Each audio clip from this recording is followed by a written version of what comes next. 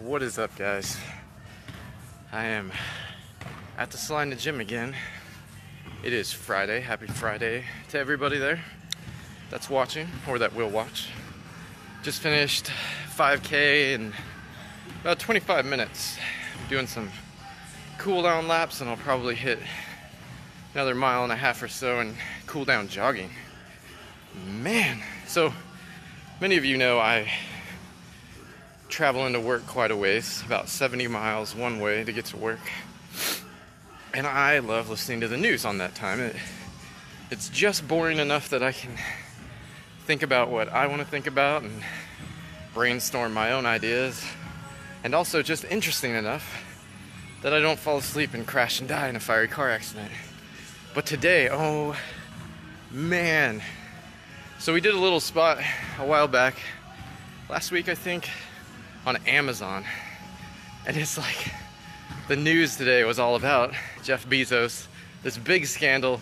It's epic, it's amazing, because like this is gonna be, somebody's gonna write this story. And I don't know if it's gonna be a tell-all type of book or if it's gonna be a fiction novel, because this story is literally fiction. It came straight from the pages of a John Grisham novel, for sure. All right, we talked about Amazon wins that $600 million contract to host the CIA's cloud services. Cool. I tried to find specifically the Washington Post, who's owned by Jeff Bezos, who owns Amazon. Specific Washington Post that leaked CIA stuff.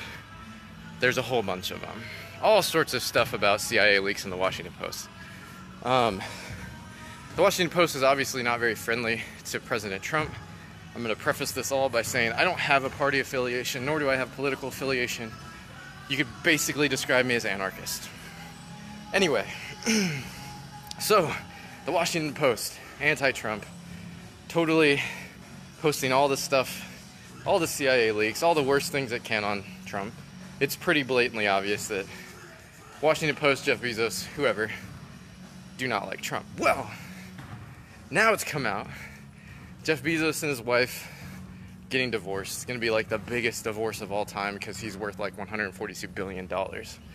Who knows what the wife's going to get in all this. But the divorce was all contingent upon this affair that Jeff Bezos had with this reporter.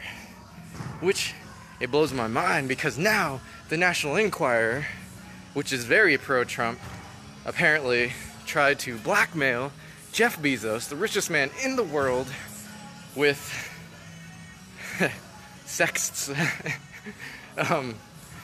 with dirty pictures of him and this reporter that he had an affair with.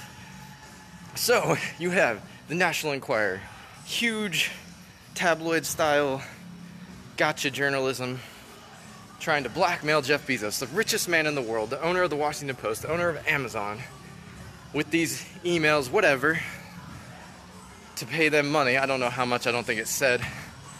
Jeff Bezos goes back and he publishes all these emails from them and is like, do your worst, I don't care, I'm gonna show the whole world. So now it's a war between the Washington Post, the National Enquirer, Jeff Bezos versus Trump, which is the story. It's such a good story. Like, it would make such a good novel. I'm not, trademarking, copywriting, or otherwise entering a tacit agreement with you guys that you will not write this story because I'm going to write it. No, it just blew my mind.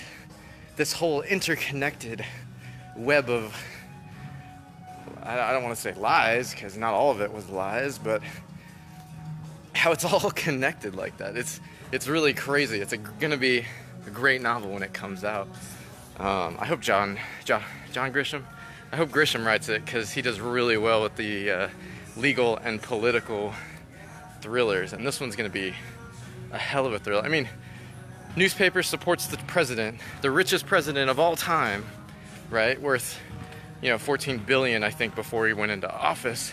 Richest president of all time versus the richest man of all time, worth over 10 times what our president is worth, who owns Amazon, which controls the cloud services for the CIA. who is getting blackmailed by the National Enquirer over an affair that he had. This is causing the divorce, the hugest divorce of all time. I mean, 142 billion, which is probably more, like, I don't know why I want to say 176. Whatever it is. Like, how can that not be written into a book? That's the craziest thing. And I bet you there's going to be even more craziness that happens.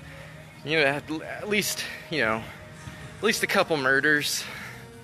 You know, maybe some spy stuff, some break-ins, some more leaks from the CIA. Yeah, it's gonna be a good story. If nobody writes it by the time I'm done with Divided, and my next one, which is gonna be Unwelcome, it's gonna be great. Already got that idea. Gonna start writing here pretty soon once I'm got a better handle on the editing and revision, because I really want to release Divided in March. So putting all of my work eggs into that basket right now.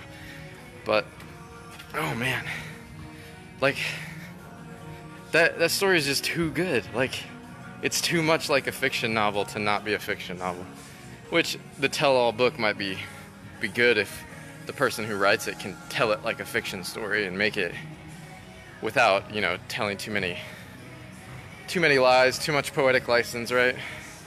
Well, anyway, I hope you guys are having a good day. Hope you guys have an awesome weekend ahead. I have to work this weekend, so unfortunately, I'll be out and about. But I'm gonna post some snippets here pretty soon from Divided, okay? I promised that a while back. I'm gonna post a few because I've, you know, gotten part of the way through in revisioning, about halfway done revising the first draft.